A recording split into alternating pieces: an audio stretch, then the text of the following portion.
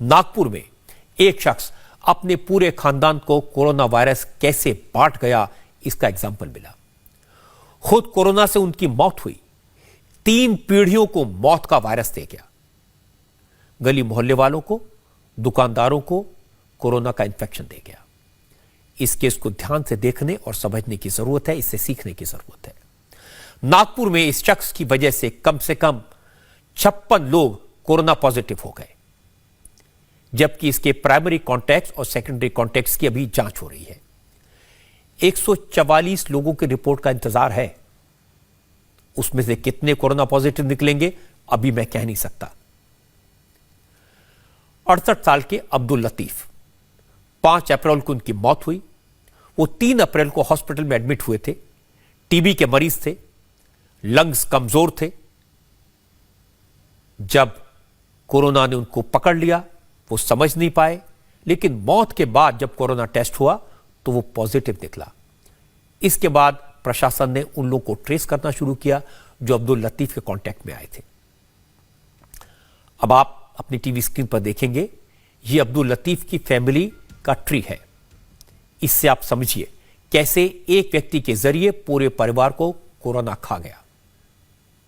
अब्दुल लतीफ की 4 बेटियां और 1 बेटा है। उनके परिवार में कुल 22 लोग हैं और इनमें से 18 लोग पॉजिटिव निकले हैं। अब्दुल लतीफ के 2 भाई और 1 बहन है। इन 3 परिवारों में कुल 54 लोग हैं। उनमें से भी 20 से ज्यादा लोग पॉजिटिव पाए गए हैं।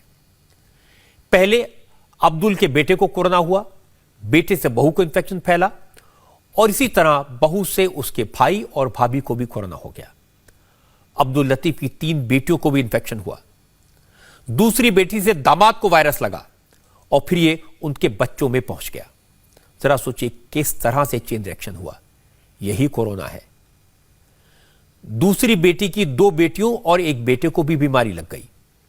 अब्दुल लतीफ की तीसरी बेटी के घर में भी कोरोना ने दस्तक दे दी।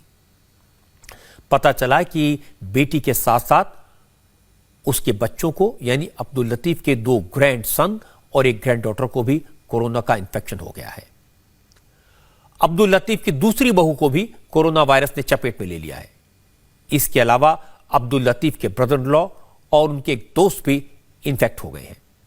कुल मिलाकर सब के सब पूरा का पूरा कुनबा अब्दुल लतीफ के कारण जानलेवा वायरस का शिकार हो गया।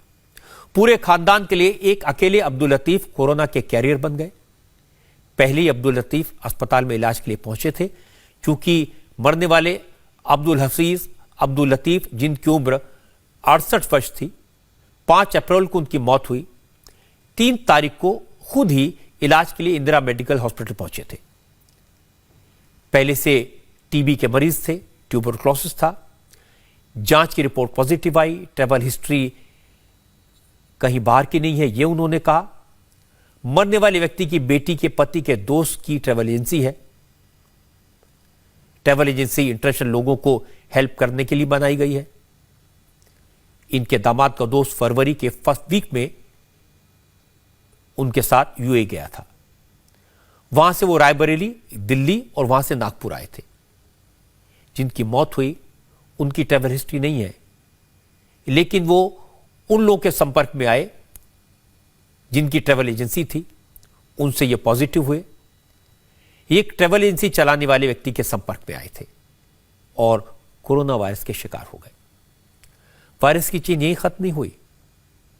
वो लोग जो बीमारी के वक्त अब्दुल लतीफ को देखने उनके घर पर आए थे, जिनमें कुछ पड़ोसी भी शामिल थे, उन्हें भी वायरस ने अपनी गिरफ्त में ले लिया। अभी तक ऐसे 49 सेकेंडरी कॉन्टैक्ट ट्रेस किए गए हैं। इनमें से 13 लोग कोरोना वायरस के कंफर्म्ड केसेस हैं। 2 लोगों की रिपोर्ट नेगेटिव आई है, जबकि 20 से ज्यादा लोगों की रिपोर्ट अभी आना बाकी है। अब्दुल लतीफ की कॉन्टैक्ट हिस्ट्री से पता चला कि वो 19 ऐसे लोगों के कॉन्टैक्ट में आया था जिनकी दुकान थी। नागपुर म्युनिसिपल कॉर्पोरेशन ने हार्डवेयर शॉप के ऐसे 10 लोगों को आइडेंटिफाई किया है जिनकी टेस्ट रिपोर्ट आना बाकी है, लेकिन डिस्पेंसरी की एक नर्स कोरोना पॉजिटिव हो गई। इसके अलावा किराना स्टोर और मेडिकल स्टोर के लोगों की भी कॉन्टैक्ट ट्रेसिंग की गई है। रात की बात है कि इनकी रिपोर्ट नेगेटिव आई है। जो रिपोर्ट मैं आपको दिखा रहा हूं, इसके बाद भी 11 और लोग पॉजिटिव आ चुके हैं। ये फिगर लगातार बढ़ रहा है। इसीलिए ग्राफिक्स के जरिए आपको फिलहाल 44 पॉजिटिव केसेस नजर आएंगे।